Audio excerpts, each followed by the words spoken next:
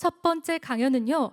US Digital Asset Regulation, 미국 디지털 자산 정책과 변화를 직접 들어보는 시간 마련해 보았습니다. 그럼 첫 번째 연사분을 모시겠습니다. 솔라나 폴리시 인스티튜트의 파운더이자 CEO이신 밀러 화이트하우스-레빈께서 전해주시겠습니다. 모두 큰 박수 보내주시기 바랍니다.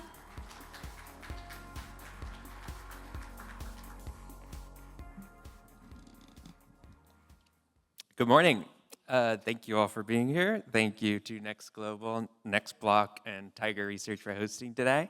And thank you to all our distinguished guests for being here. I'm very excited to be here to share what is happening in the United States on the exact same questions that Representative Min mentioned. The US is trying to figure out the same thing. And we've seen the development of some of the answers to those questions in the Genius Act, which passed last year, and the Clarity Act, which is being developed as we speak.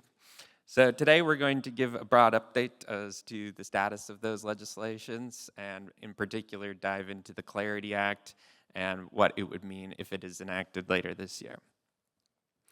To start, the Clarity Act is a market structure framework for on-chain financial services. So it does a lot and is a broad piece of legislation that touches on not just token-based fundraising, but real-world asset issuance and trading, and that will be the bulk of the presentation today. The second part is the Genius Act. The Genius Act passed last year and is law already, so I'll provide an update on the implementation of that bill and where it is heading. So to begin, the first thing to keep in mind is how U.S. legislation is enacted. The Clarity Act, which is the market structure framework, passed the House last summer. It is currently under consideration in the Senate. The Senate has made many edits to the legislation already, and so if the Senate passes it later this year, the House will need to pass it again in order for the president to either sign it or veto it, and if he signs it, it'll become law. So the process to date has been the House passed it last year. The Senate has been considering it for the last 12 months and editing it since. If it passes the Senate later this year, it will go to the president for either enactment or his veto. But I think if it reaches the president's desk, our expectation is that he will sign it and it'll be law. The two committees that are relevant in the U.S. Congress on this legislation are the Financial Services and Banking Committees on the one hand, and the Agriculture Committees on the other hand. So similar to the task force in the Korean National Assembly, we have specific committees that have jurisdiction over relevant areas of law. The Banking Committees oversee securities-related issues, and that's half of the legislation. The Agriculture Committees in the United States oversee the Commodity Futures Trading Commission, which is a U.S. financial services regulator that oversees our derivatives and futures markets. Why the Agriculture Committee oversees that is historically futures have been tied to commodities. Think about corn futures, oil futures, etc. And so since the 1920s, the Agriculture Committee has overseen that regulatory body. In order for this bill to become law, both parties will have to agree to it, which has been the thrust of the negotiations over the last 12 months. In the U.S., we don't have a strictly majority system in the Senate. A 60-vote threshold is required for legislation to pass through the Senate, or at least this legislation to pass through the Senate. And that means both parties have to come to some sort of agreement in order for legislation to be enacted in the United States. Currently, there are two pieces of the bill that are moving together and will eventually be merged for full Senate consideration. So the Clarity Act is the majority of the bill. It covers tokenate fundraising, disclosures, the jurisdictional divide between securities and commodities, and how real-world assets will be traded on-chain. The Digital Commodity Intermediaries Act covers commodity spot market regulation, which we will get into here in a bit.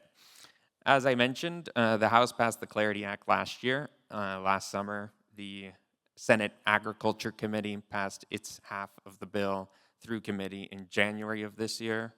The Senate Banking Committee passed their half of the bill last month, and now we're in the process of merging those two bills together into one legislative package, which hopefully will see a Senate floor vote at the end of July, early August. So from here, to the extent everything goes well, which rarely happens in politics, the bill will go to the floor in the Senate in late July, early August. The House would pass it again in September, October, and then the president would sign it around then. Again, that's if everything goes to plan, and you never know. All right, so the three big buckets thematically that the Clarity Act attempts to do are what I have listed here. And this is a simplification. It's a 500-page bill, so there's a lot going on in there. Take it all with a bit of a grain of salt, but offering my perspective here. So the first big bucket is that the bill will establish a regulatory framework for crypto commodity spot markets. Where a crypto token is not a security, which the bill will decide which tokens are commodities, which tokens are securities, it would establish for the first time in the United States a regulatory framework for the trading of commodities. Historically in the US, the CFTC and federal regulators have not regulated what we call commodity spot markets. When you go and buy a commodity in a grocery store like corn or something else like that, there is no federal regulator for that on the financial services side of the US federal government. Of course, we have consumer protection laws and like the FDA, health and safety regulations, but there's been no market regulator for commodity spot markets historically. I think broadly Congress views that as being problematic or in need of clarification in the United States for a few reasons. Crypto markets, to start, operate much differently than traditional commodity markets. Crypto tokens are traded on exchanges. They operate and look and feel a lot more similar to financial assets than they do to traditional commodities. And they're traded on exchanges that operate and function quite similarly to traditional financial services intermediaries. That is also where price discovery happens on the spot markets in the US, unlike traditional commodities as well. So taking those two things together, I think Congress is committed to ensuring there's consumer protection framework implemented for the intermediaries that operate those markets. The centralized crypto exchanges like Coinbase, like Kraken in the US, would be federally regulated and licensed for the first time. So that is the commodity or agriculture portion of the bill. And the obligations would fall on three categories of intermediaries in the crypto space. The first are exchanges. So exchanges would have listing requirements. They would be obligated to conduct disclosures about the assets they're listing for their consumers. So, for example, if you list Bitcoin, you would be required to post the Bitcoin white paper, explain to people how it works, what the inflation schedule is, the risks of investing in it, etc., if you're an exchange operating in the space. The second broad category of intermediaries that would be newly subject to regulation are digital commodity brokers. So similar to traditional brokers in financial services, they would have fiduciary obligations to their customers to act in their best interest for crypto trading. And then the third is custody. So custody of spot commodity crypto assets would be newly regulated by this bill.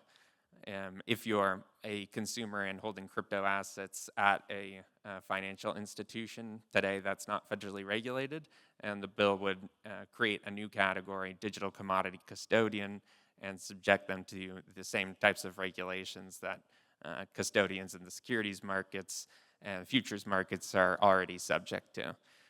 So broadly, I would say that that portion of the bill is perhaps the most novel in that it would establish the first commodity spot market regulation in the United States, but the least controversial. in that everyone agrees these businesses should have federal regulation, should be subject to consumer protection obligations, should be subject to disclosure obligations to their customers, and it's really, devil is in the details, so to speak, but there isn't a broad disagreement that those businesses should be subject to federal oversight. Moving along to the Clarity Act, so the securities side of the legislation, I would say that is where the vast majority of the excitement is and where a lot of the debate has been around over the last 8 years. The first bill to try and regulate the crypto markets was the Digital Commodity Exchange Act back in 2018. And this process has been going on for quite a while and obviously has built up a lot of momentum. But the core issue that this portion of the bill has been trying to resolve is when a crypto asset is a security and subject to the securities disclosures laws, securities secondary trading laws, and when they are commodities not subject to those types of securities regulations. And what the bill does is currently really tries to punt on that issue and say all of these things are digital commodities, but under certain conditions, they are going to be subject to securities like disclosure requirements and securities like secondary trading requirements, which we'll get into in a second. So I would say the net effect of what the second part of the bill is trying to do is to end all the debate that has been plaguing the United States legal system for the last 10 years around when is an asset a security, when is it not, and put that to bed, so to speak. The last and I would say newest bucket, which is perhaps most relevant to the topic of conversation today, is it would direct the federal regulatory agencies, in this instance, the Securities and Exchange Commission and the Commodity Futures Trading Commission, to figure out how the assets within their jurisdiction today can trade on public blockchains. So, for example, Section 601 of the bill directs the Securities and Exchange Commission to conduct a series of rulemakings that would create a framework for the secondary trading of tokenized securities on-chain. So think about today, those assets are traded on the New York Stock Exchange and NASDAQ. The bill would tell the SEC that it needs to figure out how those those tokenized assets can trade on public blockchains. The same is true for futures and derivatives markets. Today, those are all traded on venues like ICE and CME, and the bill would direct the CFTC to create a pathway for those assets within their jurisdiction today to trade on public blockchains and to fill in all the details as to how that would work. The third portion of the third part of the bill is specifically targeting banks in the US and what they would be able to do on-chain. So unlike most other businesses in the US, banks really can't do anything without having prior authorization from their federal regulators and the government. And so even if banks want to be using public blockchains today, they aren't allowed to until Congress or the federal regulators give them explicit permission to do so.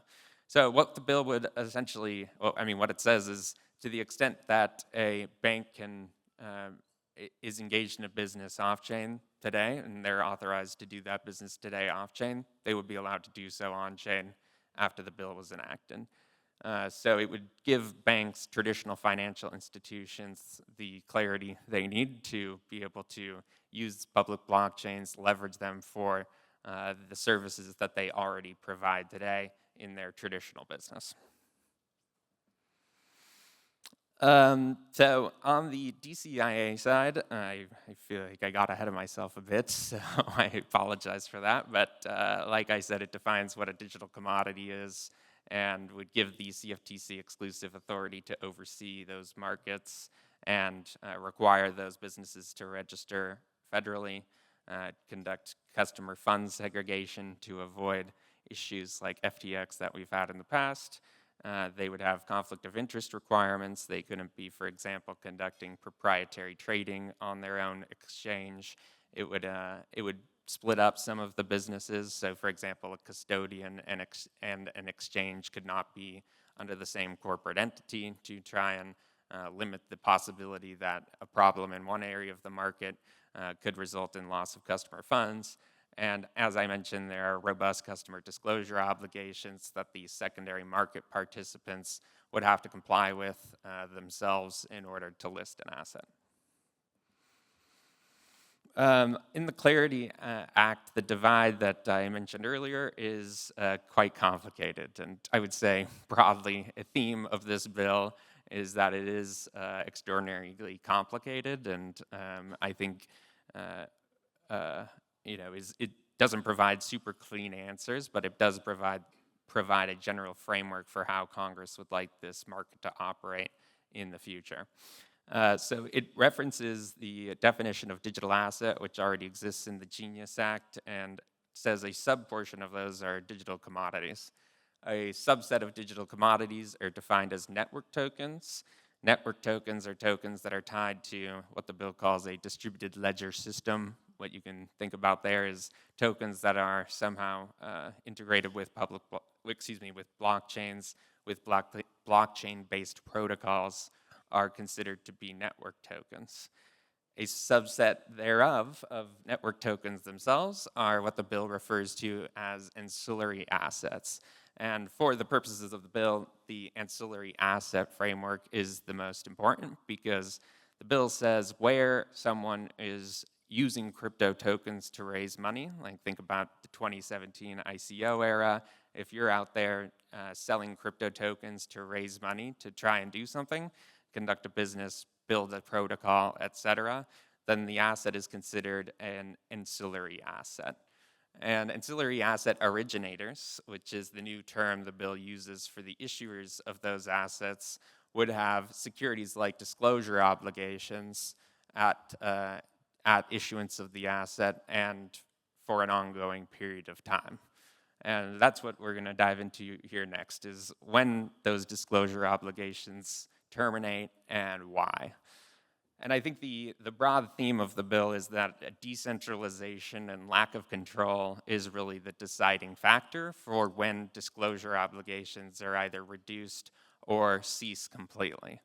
And the reason for that is disclosure obligations are trying to eliminate or address information asymmetries between people that are raising money and people who are buying those tokens to invest in the project or to otherwise participate in the protocol.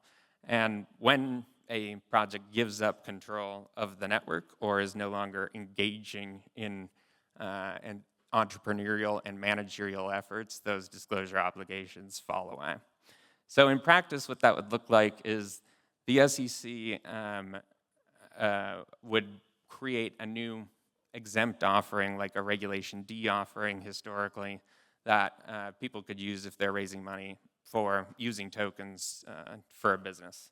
So it exempts those offerings, a conditional exemption. You have to comply with all the disclosure obligations that the bill sets. You can raise up to $50 million a year for 4 years, and in exchange, you have to comply with the robust disclosure obligations under the bill.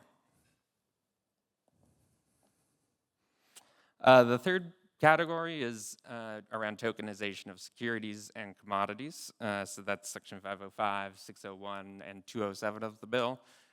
Like I said, it would direct the agencies to figure out how to bring all of those markets on chain within the existing regulated perimeter. And then bank permissibility, I already got into as well.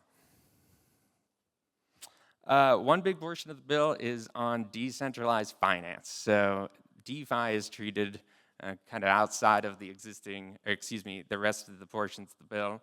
It defines a DeFi trading protocol and says where a person does not have control over that protocol or network, then they aren't going to have traditional intermediary obligations. I would say that's a pretty revolutionary idea, and broadly the bill is trying to incentivize people to create public infrastructure. We think about blockchains and protocols as being public infrastructure that operates on the internet and anyone can use. And so the bill says, for example, if you go out and create a DeFi protocol, but you have control over it, or you're otherwise operating it in some way on chain, then there's no difference between you and a traditional financial intermediary like a digital commodity exchange. And you should have all of the obligations of those businesses to move forward and to continue operating. So they would have the same obligations like a Coinbase or Kraken would, have to conduct AML and CFT compliance, et cetera. And it would eliminate the portion of the market that is quote unquote decentralized in name only. So people saying that they don't have control over these networks or protocols, and they actually do. So the bill tries to divide a line between those two and say where a person or group of persons has coordinated control over a protocol or a network. Again, there's no difference between them and a traditional financial intermediary, and they should be subject to traditional financial regulation.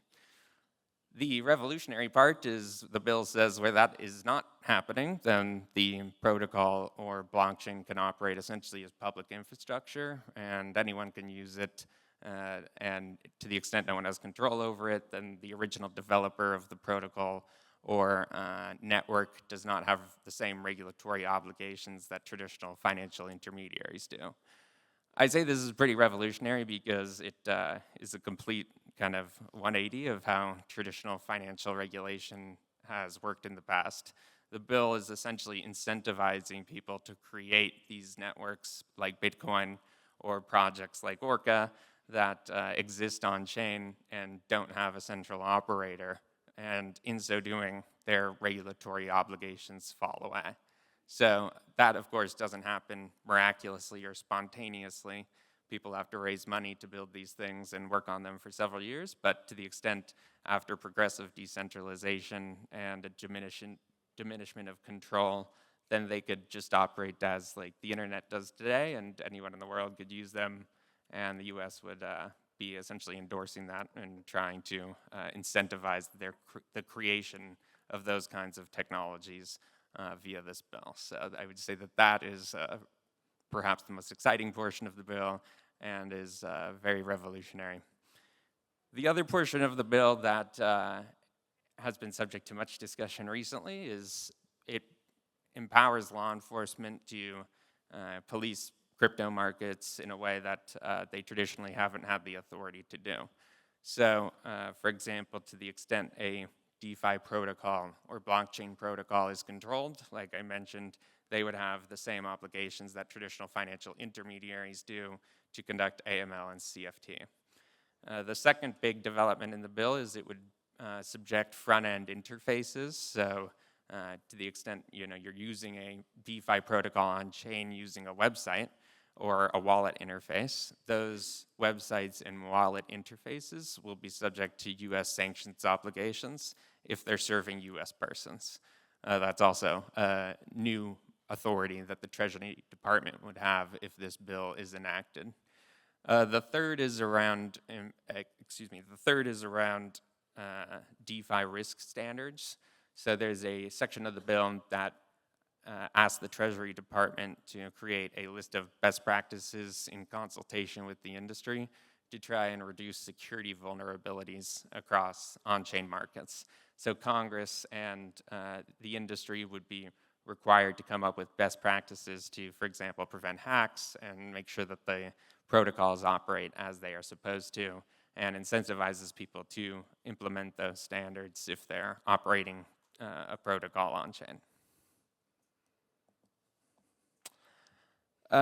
The clock keeps running. So the bill, directs over 40 rulemakings, and I think that's an important thing to keep in mind. The legislation is takes quite a macro view of the issues and doesn't really get into nitty-gritty details like financial regulation in other areas of the market. So for a lot of these issues, like bringing RWA assets trading on-chain, it says the federal agencies need to figure this out and fill in the details themselves via rulemaking. So the bill has many deadlines for all of those rulemakings, but I think no one expects those deadlines to be respected. For example, after the 2008 financial crisis, the US passed major legislation that directed the agencies to conduct a bunch of rulemakings. This is now 18 years ago, and I think only 80% of those rulemakings are done, even though the deadlines for them to be completed were over a decade ago. So I think to the extent the bill passes, we'll be looking at over a decade of rulemaking to fill out the implementation details, and I think that's important to keep in mind. Like, even if this bill passes, not all of the answers will be immediately available, or not all the legal questions will be immediately resolved, but the gist or the macro direction of how the US Congress wants those questions to be answered will be established. That's also the most important part of why the bill is important for financial institutions and for people working in crypto. Right now, I think the big fear of financial institutions is that because there is no statutory framework in place, you can't make long-term decisions with any certainty that the legal framework and regulatory framework that you're operating under today will survive through the next administration. So I think for businesses to really invest and start using these things, we have to eliminate the fear that come 2028 or the next election, if a administration comes into power that doesn't like crypto as much, they're going to say all of this needs to stop and put you out of business. So I think that certainty is what the markets are looking for, and certainly what developers are looking for. Next is the Genius Act. So this one is a bit more boring because it already passed, and I think broadly people are familiar with how it works. What the bill is trying to do, in my view, is create new demand for the US dollar and new demand for US treasuries and debt. It says permitted payment stablecoin issuers can issue US dollar stablecoins, sets reserve requirements for those assets, and also, has a section on foreign issuance and how foreign issuers of dollar stablecoins can operate. That bill had a bunch of rulemakings as well that are currently in process of being implemented. So, for example, the OCC, the Treasury Department, FinCEN, all have open rulemakings right now, filling in the details of the Genius Act. The Genius Act was an example of legislative simplicity. I think it was only 60 or 70 pages, and there's, I think, 10 or 12 rulemakings directed through it.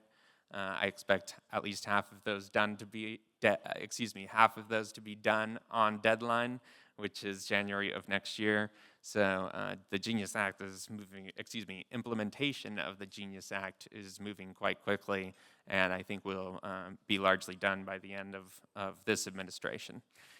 Whether the Genius Act has worked or not is a good question, and I think the direction of travel is quite clear. I think issuance of dollar stablecoins has tripled since the Genius Act was implemented and continues to accelerate. So there is certainly, I think, the Treasury Department and Congress is pleased with how the markets have reacted to the bill to date, because again, it's in the U.S. It's national interest for more people to be buying dollars, using dollars, buying U.S. debt, and that is happening. So I think the legislature and the administration is pleased with how it's going so far, and we'll see, if that trend continues. The comment periods are open, so if you have thoughts for the U.S. Treasury Department, now's the time to tell them how to implement the Genius Act. And like I said, I expect most of these to be done by early next year. There is a treatment for foreign issuers of dollar stablecoins in the Genius Act, and that is also subject to rulemaking. So if any folks in the room are interested in issuing a dollar stablecoin, happy to discuss further, and there are things you should be thinking about if you are interested in doing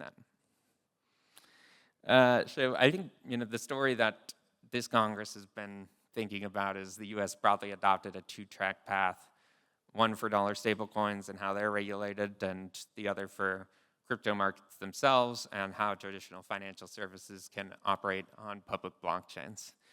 So the idea is those are two pieces of the same picture, and will be integrated if this bill passes later this year. And here's the year ahead. So, to the extent the legislation is passed, which I would say has about 50-50 odds this year, I think it would happen in Q4, and then we would begin a 10-year rulemaking process, and I think Congress will be ready to not talk about crypto for at least a decade because there's definitely crypto digital asset fatigue in Congress at this point. It's been subject to debate for many years now, and I think Senator Warner, a senator from Virginia in the United States, recently said that he's in crypto hell.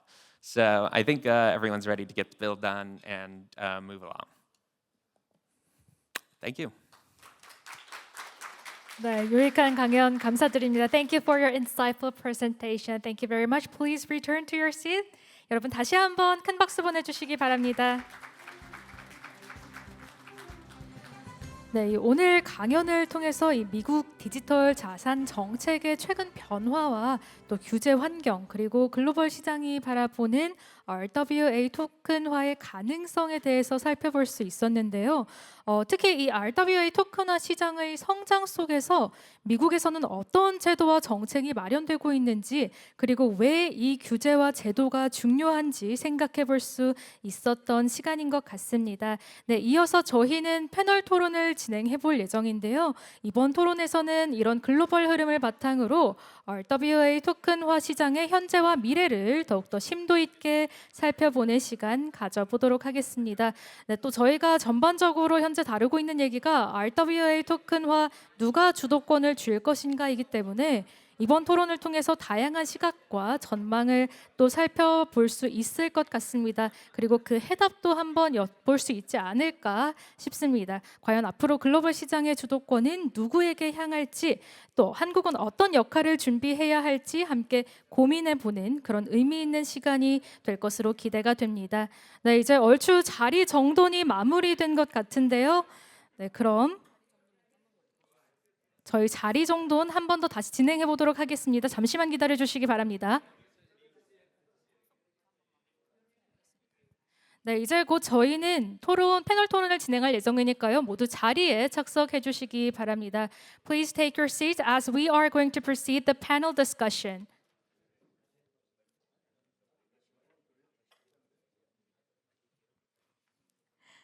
네, 자리에 착석해 주시면 감사하겠습니다. 네, 그럼 오늘 토론의 좌장을 맡아주실 분을 소개해드리도록 하겠습니다.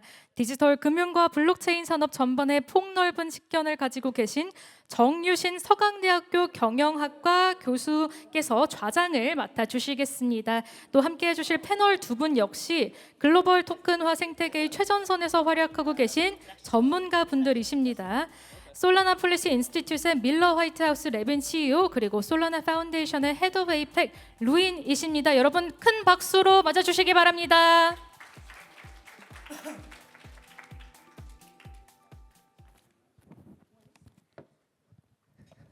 Good morning, everybody. Outside, because of soccer game, very hot. But it is for a present. We are here, we are very hot. For our future, for our business. Good morning, I'm Yu Shin-jung, moderator of this session. The title of this session is Who Take the Lead in RWA Market? We have two distinguished figures here. Already you seen Miller. Miller name is the Miller Whitehouse-Levine. 백악관 in Korea, right? You know what I'm saying? Yeah, Miller Whitehouse, the vice chairman of Solana, and also the head of the policy institute, right? And then in your side, right side of the stage, Ruin, the CEO of APAC, Asia Pacific on Solana, in charge of Asia Pacific. Thank you very much for participating in our discussion. We have just 30 minutes, so tight. Probably I think we have 7 or 8 questions, so you calculate. 3 or 4 minutes a question. To begin with, anyway, globally, RW market is very fast growing. So, Mr. Miller, just give us a definite definition, a clear definition of the RWA market, and then the why RWA market is getting big attention in the global. Sure, happy to. Thank you all again for hosting us here today. I would say that there is no clear definition of what an RWA is, but and I think if you ask someone or anyone, they would have a different answer. My answer is an RWA is the tokenization of any asset that exists off-chain and creating a representation of that asset on-chain via a token. Tokenization is that process. You're taking, for example, a security and putting it on a blockchain, or you're taking a title to a house and putting it on a blockchain. All of the assets that existed before blockchains are generally referred to as real-world assets in crypto parlance. And the implication of what tokenization is we're just putting those traditional assets or assets that exist outside of the native blockchain ecosystem on chain, so that they can be traded on chain, they can be traded against each other, and you can use the efficiency and global reach of a public blockchain to trade those assets, leverage them, collateralize them in a way that you couldn't in the traditional financial system. Why those are becoming very popular, I think, has broadly two answers. I think number one, at least in the U.S., there's less hostility and now quite an open embrace of crypto rails as financial rails in the United States.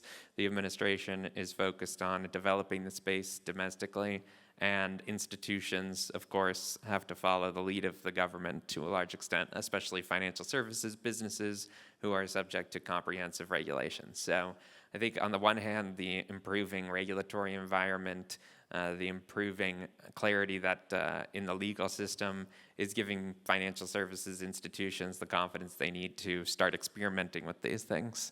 I think the second is, for several years, financial institutions have been, I think, a little reticent or scared or skeptical of blockchains, and I think that is changing at the same time. So many large U.S. financial institutions are investing in experimentation with public blockchains, trying to figure out how public blockchains can make their businesses better or more efficient. And I think those two trends together is why there's been such a major interest in it in the U.S. at least. If I add that, the technology blockchain, right? Anyway, it is that contributes to efficiency, right? Efficiency of our financial system. So I think it's kind of RWA market is one of the key things to fixing all the problems of traditional financial the market, right? Exactly. That's what RWA refers to, is just how can we use the efficiency gains and distribution advantages of blockchains and apply them to traditional financial markets. Anyway, you given the excellent presentation about the regulatory framework, particularly in USA. So we moved to the regulatory framework. I think the RWA market is just you emphasized, and also the 민명덕, the 더불어민주당, the congressman emphasized as well. Regulatory framework is pretty important, particularly for new market or new industry to grow. And the USA RWA market is fast growing right now. So I think probably it's because of the regulatory framework. How is the USA digital asset, including RWA policies and regulatory framework, as the shaping right now, and where are they heading?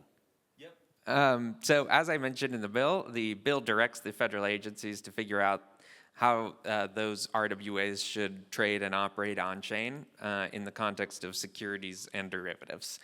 It doesn't really talk about anything beyond those kinds of assets. So I think that would be the next stage, and we'd figure it out after the Clarity Act. But really, securities and derivatives markets are the focus right now, because they're already within the jurisdiction of the U.S. federal financial regulators, the SEC and the CFTC. I think one thing to keep in mind is, even if the Clarity Act does not pass this year, knock on wood, the SEC and the CFTC are still going to do those kinds of rulemakings without the mandate from Congress to do so. They are able to do that because they have plenary jurisdiction over those markets today and can conduct rulemaking to bring those markets on chain with or without new legislation. So my expectation is they will do that this administration, regardless of whether the bill passes or not. The big question is, how durable will those frameworks be if they're not mandated by statute?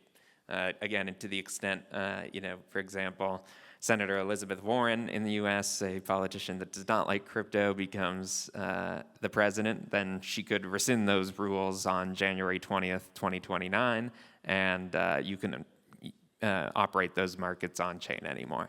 So I think that's going to happen, at least for securities and derivatives markets, which is nothing to sneeze at. That's, we're talking about over, I think, $100 trillion in assets. And I think that's going to happen this administration no matter what. The durability of those frameworks beyond this administration is what will be, I think, determined by whether or not the Clarity Act passes. I think, the Clarity bill, right? Many people in this area in Korea are pretty much interested in, the Clarity bill, whether it is, passed through the USA Parliament this year or not. But probably I think even though it is not passed through this year, but first half of next year, as possible? I don't think so. I think, unfortunately, I think if we have an election in November of this year, the midterms, and everyone's expectation is that the Democratic Party will win at least control of the House of Representatives, if not both the House of Representatives and the Senate. They are less interested in legislating on this issue, and so I think to the extent the bill is not passed this year, then it will probably not pass this decade. So it's quite important we try to get it done now, because I think we'll be talking about the Clarity Act in the 2030s if it doesn't happen this year. And like I said on the stage, I think it's about 50-50 odds, which is extraordinarily high, in my opinion, for a bill's prospects. It's at the level of national politics already. We have Jamie Dimon commenting on it and cabinet members commenting on it. So it's certainly close, but the world keeps turning even while crypto legislation is being considered. So, for example, if there's some new crisis or something that the Senate needs to respond to between now and August, then they're going to have to respond to that, and maybe there won't be time for the bill to be even considered on the floor of the Senate. So, you never know what's going to happen or what's going to pop up that's going to throw a monkey wrench into the works of the plan, but we are hopeful and it's close. Thank you. But anyway, it is passed through the bank committee, right? So it's a marvelous thing. Yes, it's already passed the House. It passed both the Agriculture Committee and the Banking Committee. Now it just needs a Senate floor vote. And I do think if it passes the Senate, it will become law before the end of the year. So I think the date to be looking at, the deadline to be looking at is August 7th, because that's when the Senate leaves for to go campaign for re-election in November. But I do think if it is passed through the Senate by August 7th, it will become law this year. Anyway, the political things is very complex, Congressman here. But I think anyway, the clarity bill is progressing. And you say TTCC, right? Giving guideline already, and then we understand at the beginning of next year, right? Genius Act will be enacted. I think probably after that time, the market, the digital asset market and the RW market will be, I think the USA booming, right? Let's move to the inside market. Inside the market. I think how can I say? RW market. RW is a kind of the emergence of new market or new industry, but also I think a combination, the fusion of the traditional thing and the new things. traditional finance and the new thing that is the crypto. How is the tradition and crypto the mixing right now? Is that good partnership or is there any tension? And also I think when A and B combined fusion, probably there's the big chance. If it's so, is there any chance, opportunity there? Please tell. I think right now there's absolutely, from what we see, there's two markets existing. So there is the crypto native market. I think that's been at the genesis of kind of the digital asset space. That's been kind of was the previously dominant. But after obviously the Trump administration came in, the ability for the stablecoin side, so the money side, and now the asset side, to kind of actually start to evolve. So kind of as Miller mentioned, you have some of the institutional leaders within traditional finance, payments, all stepping forward to say that they want to be able to build the new financial infrastructure. And what does that mean? You see actual digital asset players such as Visa, MasterCard, a bunch of banks here, Japan, all starting to build water infrastructure, hiring teams who have the ability to build smart contracts. And they're kind of evaluating how to actually explore both wholesale use cases and also retail use cases. And so I wouldn't say that there's actually a tension at this point, but there is two markets that are emerging. And one of the distinctions is basically licensing.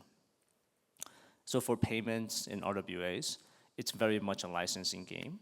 So it often favors incumbents, right? There was a period from, I would say, 2020 to 2024, where we saw bottoms-up startups in, I would say, more of a crypto-native ecosystem that were able to raise traditional venture capital money, and they kind of grew into this space. I think prime example of that would be BVNK, which was recently acquired by MasterCard for, I think, around $1.8 billion US, right? That was a window of opportunity for a lot of those more crypto native companies to really, I would say, embed themselves and actually create a value for their customers and also value for their shareholders. But what we see now is all the incumbents, for example, Western Union is launching their own stablecoin on Solana. They're obviously the largest money mover outside of a bank in the world.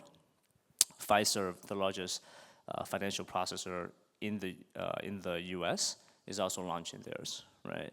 And as kind of all the news coming out in the US from JP Morgan, creating a consortium with Bank of America with tokenized deposits, you can kind of see that from the money leg and the asset leg, the licensing game is becoming much more mature. So again, to answer your question, I would definitely see that there's two markets, but I don't really see much tension at this point.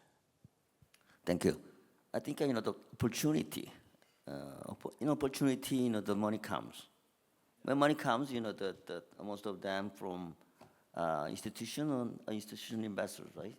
At this moment, institution and institutional investors are very much interested in the RWA market and investing there. Real reason.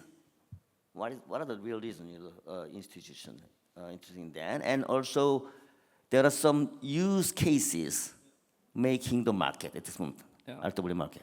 Yeah, I think at the end of the day, I think what makes kind of a Solana ecosystem very unique is that we compete at the highest level on the money side, but we also compete at the highest level on the asset side. And what that really means is today, M2 money supply is around $22 trillion US, right? That's kind of global for US dollars. Stablecoin is really only about a couple $100 billion. So the penetration of actual digital or tokenized dollars is only about 1.5 to 1.7%. That's it. So in a future state where basically stablecoins or dollars are tokenized, let's say to $1 trillion, right? The need for RWAs comes in, right? Once you have the dollars, then you have the demand for returns on those dollars. right? And the ability for you to be able to flex into different types of asset classes, from fixed income to equities, or if you're hedging against commodities, and then having the different tools available from the derivative side or the spot side is going to be very, very important for the type of use cases that you mentioned. And so that's why for us, one of the most important things is to be credibly neutral.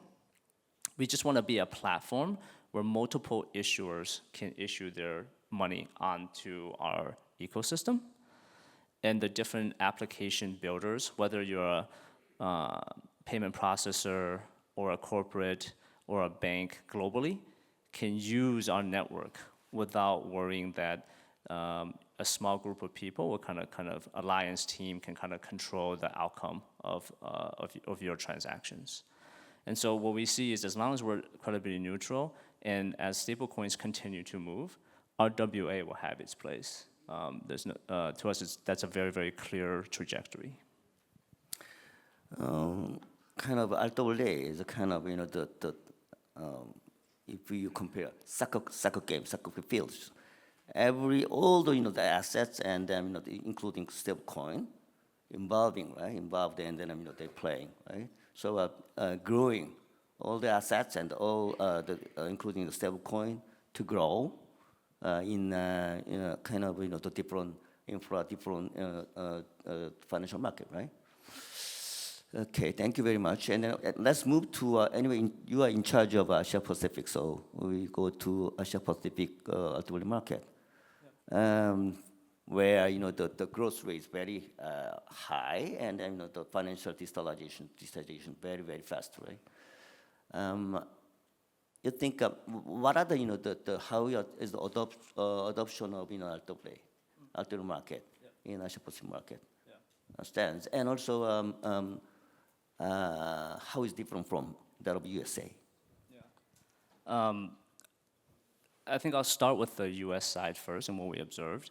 So a couple of weeks ago, we had a chance to meet with the SEC in the US. And so I think it's very actually important to kind of point the direction that I think is very favorable for the US, which is they want as much of the US dollars to be free flowing globally as possible, right? So and the best vehicle at this point for that to happen is stablecoins, right? So at this point, the percentage of all stablecoins that are based in US dollars is probably 98%. Right? So 98% of all on-chain transactions using money is based in US dollars, versus traditional trade, which is probably only about 50%. That's a very powerful tool for America to kind of extend the monetary policies globally. And again, kind of going back to my previous point, if that's able to happen and they're able to tokenize the assets in a free and open environment, that will also allow those dollars to flex into buying US assets. And it makes a lot of, again, very advantageous for the US markets, participants, et cetera. The issue now, what we see in Asia is that across the different jurisdictions, from Korea, Japan, Hong Kong, Singapore, is number one, how do you, from an infrastructure perspective, how do you catch up to actually build the wallet infrastructure, the smart contracts, the talent pool, to actually face off against that reality, right? And then number two, because the US, obviously this is my opinion right now, if you look at how they kind of treat from legislation, is that there's legislation, but there's also enforcement, right? The US side, they give a much more flexible, more flexibility in terms of the enforcement side, which allows experimentation, new use cases to grow. Perhaps sometimes they're a little bit overly flexible, but that allows natural use cases to swell from the bottoms up. And the ability for that to happen is very, very important, which has allowed stablecoins, for example, to proliferate globally, US dollar ones specifically.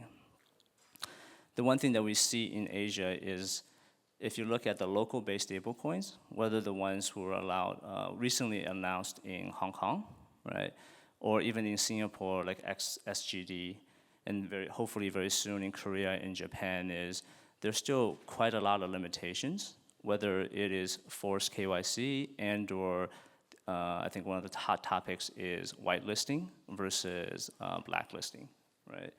Those are kind of, I would say, things that different jurisdictions need to have more clarity on.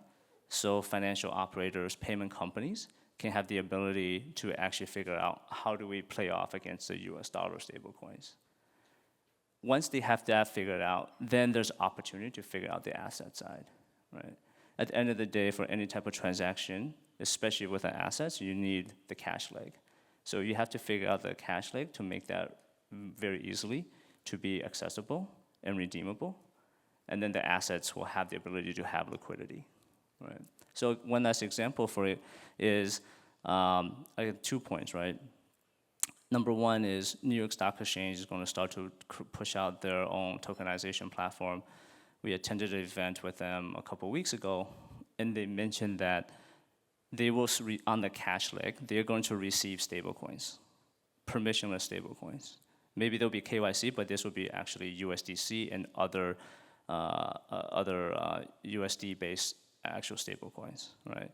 And then obviously, even DTCC recently announced connecting to public chains as well.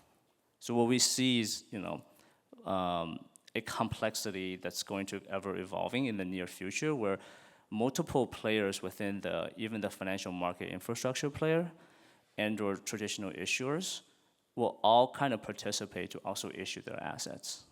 They're gonna, the beauty of this technology is that it's very easy to create this to issue different assets.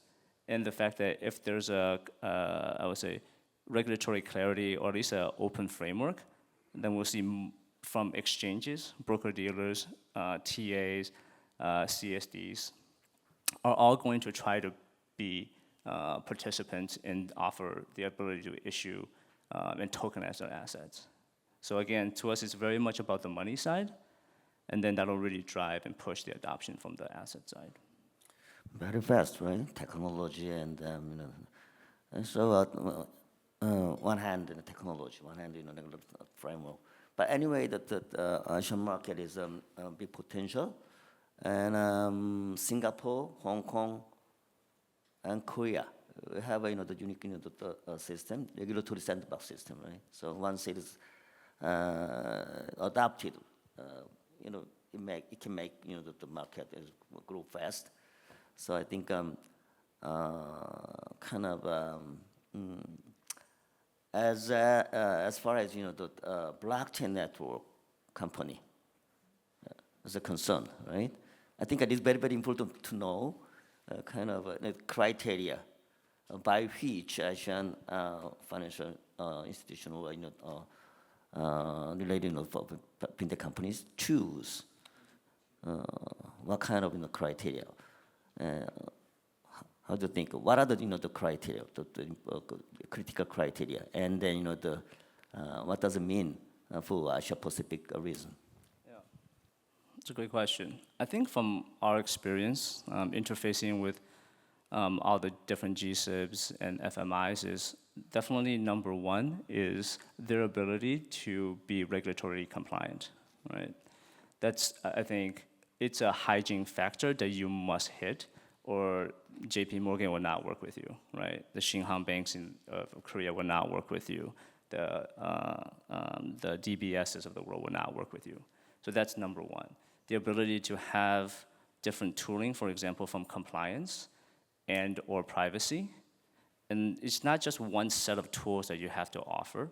You have to be able to offer them a suite of tools from fully private, semi-private, and also I would say more openly featured tools for KYC, et cetera.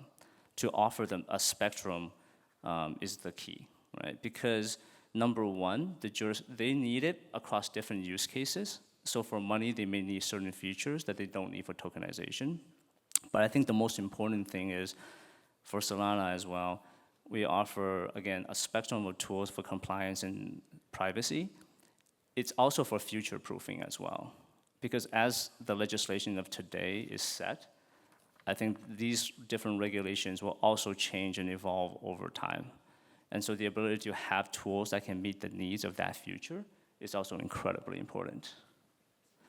And I think number two is the performance side, right? And the track record. The ability to show financial institutions that you've been around long enough and you have the track record and you have the different players and the financial institutional, I would say, recognition that this is a partner or an ecosystem that you can trust for the long term is also incredibly important. Because at the end of the day, if you look at it from a financial player's perspective, they'll have to entrust this system to move their customers' money and or their own money. That's a very high hurdle and that we take very, very seriously, right? And I think the last part is also as important is the other participants who are already also using this network as well. At the end of the day, as a blockchain, the liquidity matters a lot, right? And so who are the other different players, who are the other different participants from a startup perspective, but also from institutional perspective, right? Who are actually moving money across this network is incredibly important. And then I think the last thing also is the overall, I think the direction of the ecosystem. So what I mean by that is there a unique value proposition for this ecosystem that's differentiated from other ecosystems? And I'll be very specific here. For large financial institutions, most of them will never only use one blockchain. They need redundancy. Just as they all use, a lot of US financial institutions will use Google, but they will always use AWS as well. That's a very, very critical thing, I think, that we have also understand as well. Okay, thank you.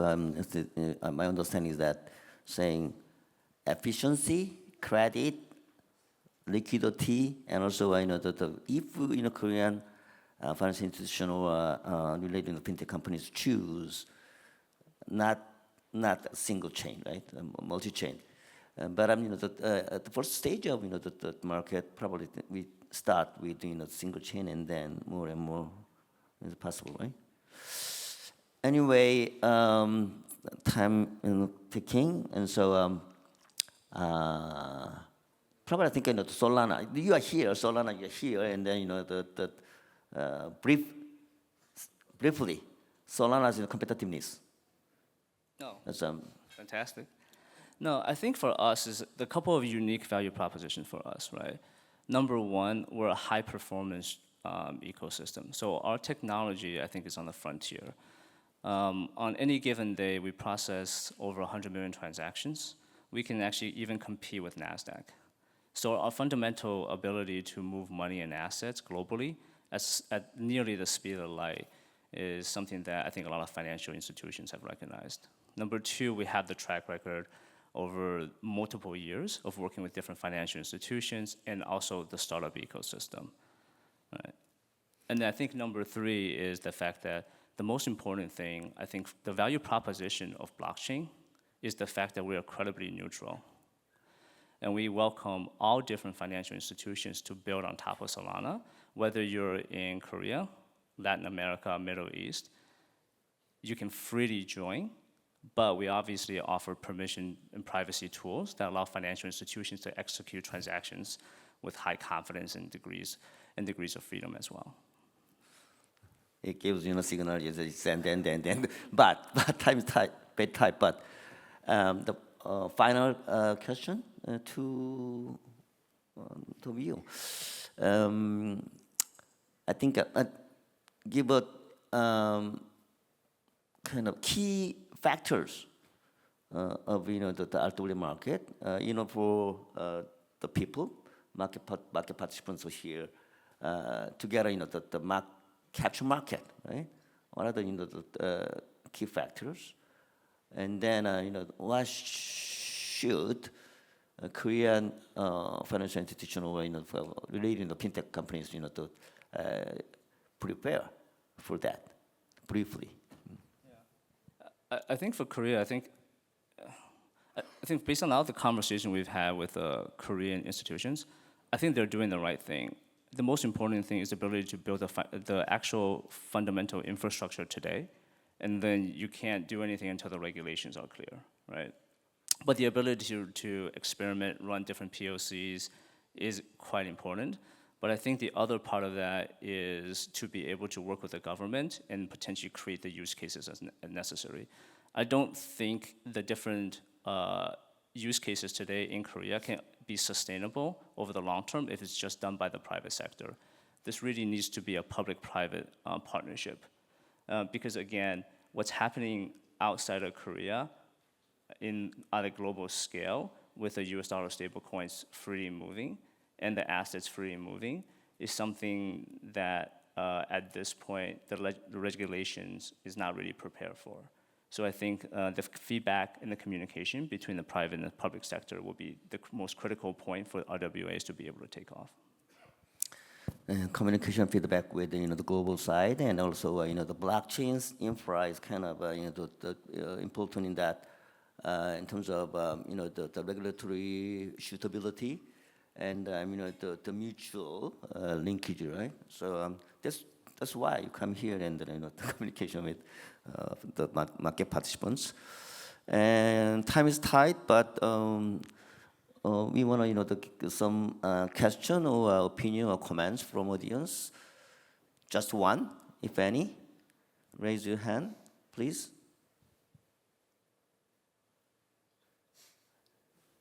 No?